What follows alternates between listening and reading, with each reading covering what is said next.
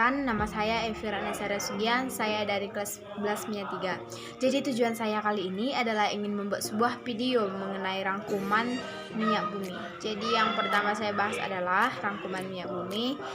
Yang kedua adalah dampak dari pembakaran bahan bakar fosil, contoh bensin, baik pembakaran sempurna maupun tidak sempurna.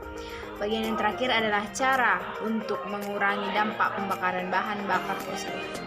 Oke, bagian yang pertama yang saya jelaskan adalah rangkuman minyak bumi yang terdiri dari komponen minyak bumi, pembentukan minyak bumi, eksplorasi minyak bumi, dan yang terakhir penyulingan sampai diperoleh fraksi minyak bumi, misalnya bensin atau yang lainnya. Oke, yang pertama adalah komponen minyak bumi. Minyak bumi adalah campuran yang terdiri dari beragam senyawa hidrokarbon yang sedikit senyawa nitrogen. Senyawa yang terkandung dalam minyak bumi terdiri dari hidrokarbon jenuh, tidak jenuh, alifatik, alisiklik, dan aromatik. Yang kedua, pembentukan minyak bumi. Jadi, pembentukan minyak bumi terbentuk dari pelapukan sisa organisme seperti tumbuhan, hewan, jasad-jasad renik yang tertimbun dalam lautan bersama lumpur selama jutaan tahun. Ketiga, kita akan membahas tentang eksplorasi daripada minyak bumi. Jadi, eksplorasi atau pencarian minyak bumi itu merupakan suatu kajian panjang yang melibatkan beberapa bidang kajian kebumian dan ilmu eksak yang menguasai ilmu kebumian. Mereka lah yang bertanggung jawab atas pencarian hidrokarbon tersebut. Yang keempat adalah penyulingan sampai diperoleh fraksi minyak bumi, misalnya bensin atau yang lainnya. Yang pertama adalah proses destilasi atau pemisahan fraksi-fraksi yang ada pada minyak bumi, di mana pemisahan fraksi tersebut berdasarkan pada titik didih. Dan proses yang kedua adalah proses cracking.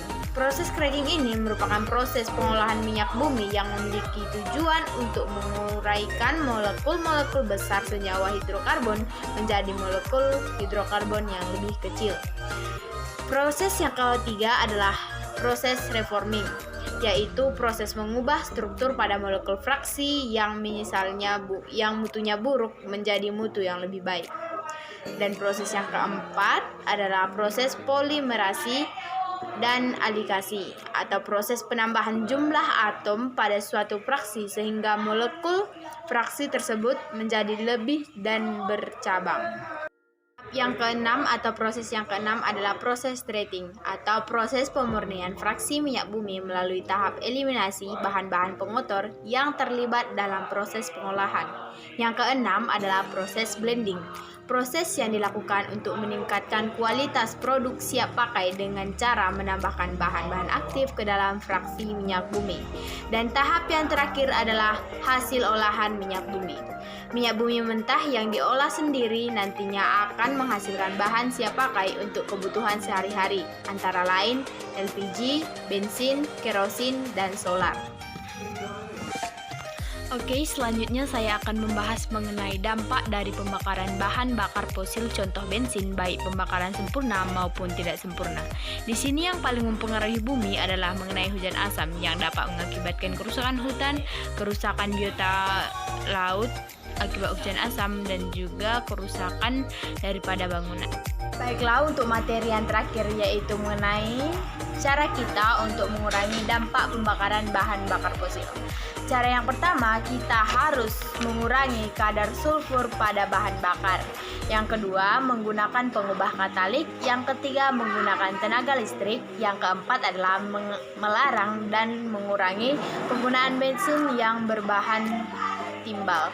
Dan yang terakhir adalah menggunakan bahan bakar alternatif seperti bioetanol. Baiklah, sekian dari penjelasan saya. Bila ada kata-kata yang kurang berkenan di hati ibu guru dan teman-teman, mohon dimaafkan. Sekian dan terima kasih.